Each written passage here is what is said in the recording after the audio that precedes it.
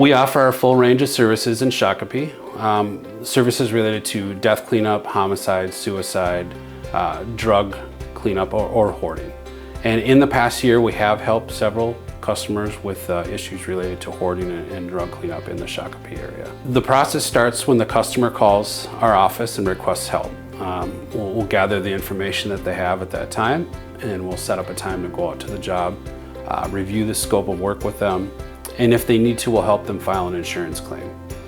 But we try to always be on a job site within 24 hours, sometimes a little sooner depending on what the situation calls for.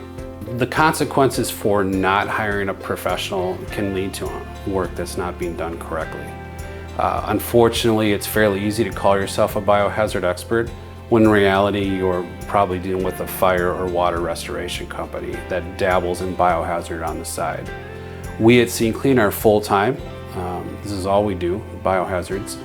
And all of our staff is third-party certified. And so we like to think when you call Scene Clean, you are calling and working with the best.